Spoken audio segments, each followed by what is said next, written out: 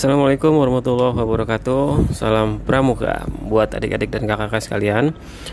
Materi kali ini saya akan coba buatkan materi yang diminta oleh teman kita yang ada di sini, yaitu tentang sandi kotak 3. Sandi kotak 3 memang tergolong sandi yang sedikit rumit karena polanya mirip dengan sandi kotak 1, 2. Dengan penggabungan tersebut kita harus lebih teliti untuk membuat rumus dan kuncinya. Nah, berikut ini akan saya coba membuat rumus atau kunci dari sandi kotak 3. Silahkan disimak. Langkah pertama kita buat pola seperti ini. Nah, kemudian kita buat garis menyerupai diamond ya. Garis seperti ini. Nah, sudah jadi pola dasarnya. Nah, bagaimana untuk penerapan atau menempatkan huruf-hurufnya? Nah, kita mulai dari tengah. Dari sini adalah huruf A dan huruf B. Nah, sampai di sini dulu ya. Nanti baru akan kita jelaskan bagaimana membedakan A dan B. Ketika sudah jadi pola seperti ini, nah kita lanjut ke huruf berikutnya, yaitu huruf C. Nah, kita mulai huruf C, kemudian D, E, F, G, lalu H, I, J, K, L, M, N, kemudian O, P, Q, R, lalu S, T, U. Nah, kemudian V, W, X, Y, dan terakhir adalah huruf Z. Nah, sudah jadi polanya. Yang kedua, pertama tadi kita buat pola bergaris, dan kemudian sekarang kita sudah masukkan huruf-hurufnya seperti ini. Jadi jangan sampai salah mulai ya. Kalau sampai salah mulai, maka bentuk-bentuk yang nanti akan kita buat untuk sandi itu kemungkinan besar akan juga salah seperti itu. Jadi harus menyesuaikan contoh seperti ini ya. Nah, selanjutnya setelah selesai kita buat pola seperti ini, kita menandakan huruf atau bentuk-bentuk nanti yang akan terjadi persamaan. Seperti misalnya di sini huruf A dan B ya. Dan untuk membedakannya sama seperti sandi kotak 1 dan 2, kita memberikan tanda titik. Nah, tanda titik di sini itu berada di huruf atau di huruf-huruf yang terluar seperti ini. Nah, jadi D, H, J, N, P, T, kemudian V dan Z. Nah, ini adalah huruf-huruf yang kita berikan tanda titik. Nah, sampai di sini mudah-mudahan sudah dimengerti ya. Nah, ini sudah jadi kuncinya. Kita buat contoh coba ya, agar supaya kita lebih memahami dan lebih paham lagi. Nah, sini kakak akan coba buat contoh, yaitu saya. Nah, kita langsung coba melakukan penerapan dengan menggunakan sandi kotak 3. Huruf S pertama, yaitu bentuknya seperti ini. Nah, garis lurus ke kiri lalu miring ke bawah seperti itu. Lihat sesuai contoh.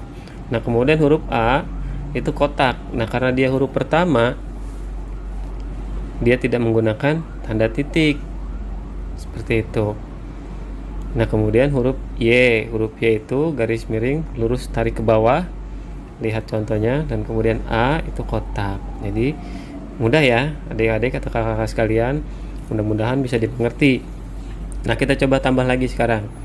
Kita tambahkan dengan kata pramuka, agar supaya kita lebih jelas lagi dan lebih paham lagi penerapan sandi. Intinya dalam setiap sandi itu kita harus memahami kunci. Nah, sekarang kita coba huruf P.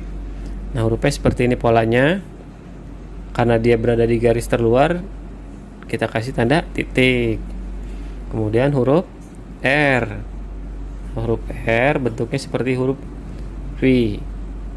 Nah, huruf A itu sudah ada contohnya, paling mudah ya huruf H, dan B bedanya hanya menandakan titik di huruf B-nya. Nah, sekarang selanjutnya huruf M.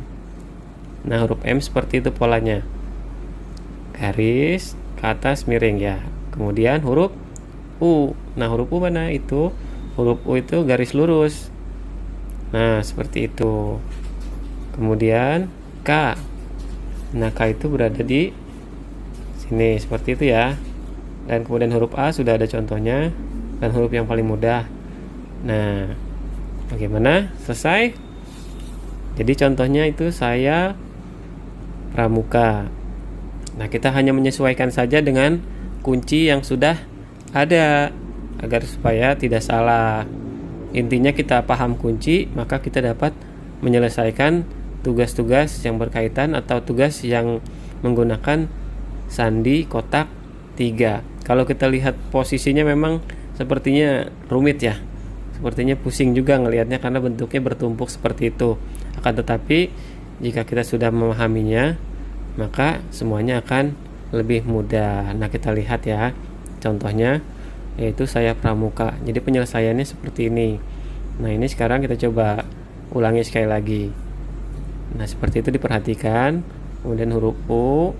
Mana huruf U? Nah, ini huruf U. Kita buat seperti itu. Kemudian huruf K dan huruf A yang terakhir. Oke, selesai adik-adik dan kakak sekalian, mudah-mudahan bisa dimengerti. Nah, di video kali ini saya coba mungkin menggunakan tip X untuk memisahkan garis. Tujuannya apa?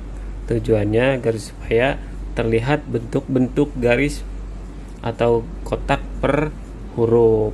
Nah, agar supaya kita mungkin lebih mudah untuk melihat batasan-batasannya dan tidak terlihat pusing juga, karena kalau sudah berbentuk garisnya dibatasi seperti ini mungkin akan lebih mudah. Ini sih cuma cara saya aja. Kalau memang mau digunakan silakan, kalau memang tidak juga tidak apa-apa, karena setiap orang dalam belajar itu menggunakan metode yang berbeda-beda. Bagaimana dia mencari atau menggunakan cara-cara yang mungkin yang lebih mudah dipahami. Nah, nanti dalam video ini juga akan saya buatkan pemisah dengan metode berdasarkan bentuk garis dan kotak. Nanti akan kita lihat di dalam video ini. Nah, sekarang kita akan lihat dengan cara menggunakan tip X kali ini untuk memisahkan huruf-huruf agar terlihat lebih mudah untuk membuat garisnya nanti ketika penyelesaian soal.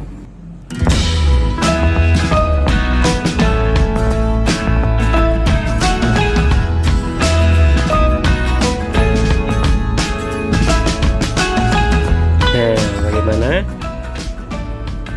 Lebih terlihat garis-garisnya antar huruf? Iya, silakan nanti kalian pilih mana metode yang paling cocok. Nah, kali ini saya akan coba buat dengan metode persamaan garis dan kotak. Mungkin ini selera ya, maunya pakai yang mana. Kalau mungkin ini lebih mudah, silahkan digunakan yang ini, atau mungkin dengan metode kunci yang pertama tadi. Intinya memang tetap kunci yang pertama, cuman kali ini saya buat agar lebih mudah diingat. Jadi saya buat bentuk kotak-kotak atau garis-garis yang serupa atau berlawanan seperti ini. Silahkan disaksikan dulu ya. Jika memang terasa lebih sulit, ya silahkan menggunakan kunci yang pertama seperti itu.